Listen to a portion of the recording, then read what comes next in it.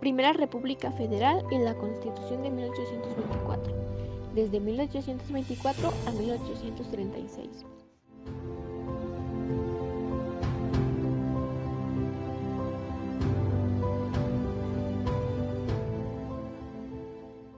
Objetivo: reconocer y comprender los procesos históricos de mayor relevancia en México, desde el establecimiento de las culturas prehispánicas hasta la conformación del Estado mexicano. Antecedentes. Primero revisemos los antecedentes. En 1821 se consumó la Guerra de Independencia de México. Se estableció un sistema de gobierno imperial con Agustín de Iturbide siendo coronado como emperador en julio de 1822. Iturbide juró ante la Constitución Española de Cádiz de 1812. Ante la falta de una constitución propia en México, la Constitución de Cádiz proponía un sistema de monarquía constitucional con la separación de poderes para limitar la voluntad del rey, así como el derecho al voto y otras libertades individuales. En cierta medida, la Constitución de Cádiz sirvió como base para la primera Constitución de México independiente. Tampoco está de más mencionarle la influencia de la Constitución de Apatzingán, promulgada en octubre de 1815. El primer imperio mexicano duraría menos de un año, cuando Agustín de Iturbide fue derrocado por la revolución del Plan de Casamata.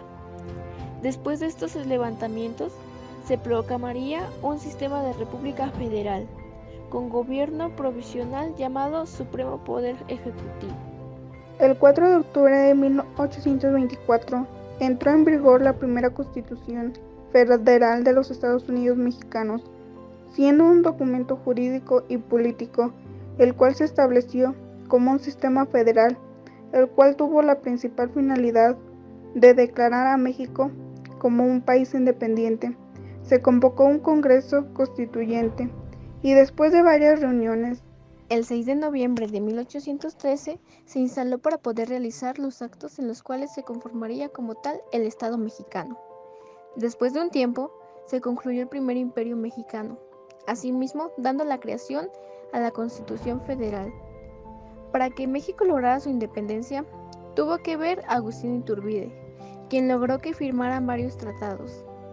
El más importante fue el Tratado de Córdoba, en el cual se logra y se reconoce de forma internacional de México como un Estado libre e independiente.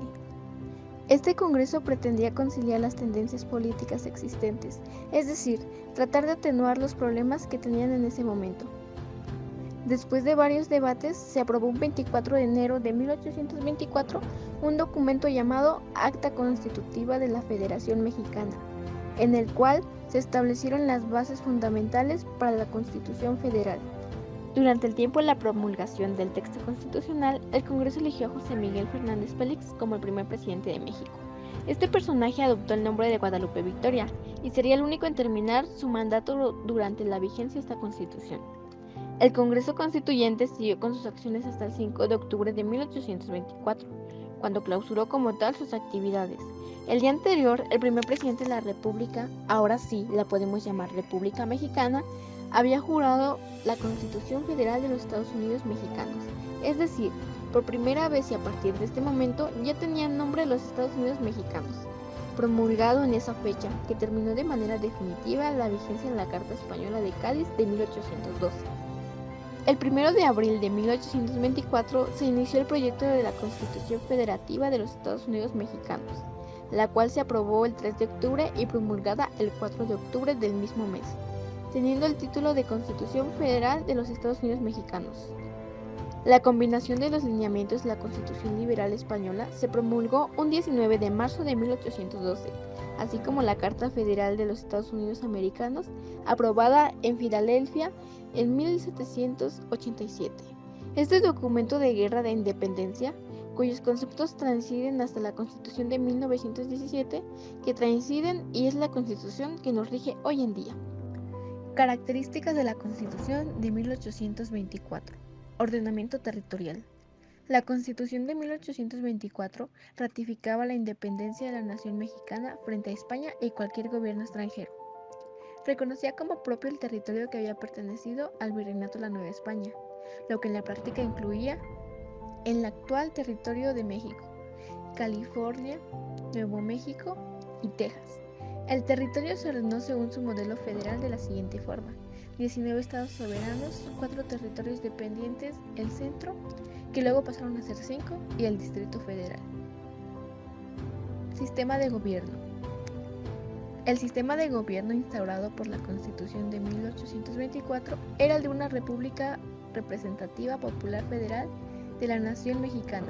Adoptó el nombre de los Estados Unidos mexicanos porque contemplaba la unión de los Estados libres mexicanos en una federación que admitía la organización interna de cada estado y la participación de sus representantes en las cámaras legislativas del gobierno federal. En 1835, luego de ganar las elecciones, las fuerzas conservadoras procedieron a la remodelación del Estado mexicano en favor de un modelo centralista durante la presentación interna de Miguel Barragán. El Congreso suspendió el orden federal y en 1836 la Constitución de 1824 fue reemplazada por las 7 leyes que convertirían a los estados federados en departamentos administrados por gobernadores nombrados por el gobierno nacional. Estos cambios ocasionaron el estallido de movimientos federalistas y rebeliones que derivan en la proclamación de independencia de algunos estados, como Texas, que permaneció independiente hasta su conexión a los Estados Unidos en 1845, Yucatán, que se reincorporó a la nación mexicana en 1848, y brevemente la República del Río Grande, que comprendía Nuevo León, Tamaulipas, Coahuila, pero existió en al menos de un año, y Tabasco, que se reincorporó a México en 1842. Y como conclusión, podemos decir que dentro de los puntos más destacados en la Constitución de 1824 se proclama la independencia de la nación mexicana con respecto a España, el catolicismo como la única religión aceptada sin tolerancia a otra, la dependencia de un sistema de república federal, así como la división de poderes: poder ejecutivo, poder legislativo y poder judicial. El poder ejecutivo está representado por la figura del presidente y el vicepresidente. El poder legislativo estaría conformado por un Congreso bicameral. El poder judicial estaría representado por la Suprema Corte de Justicia.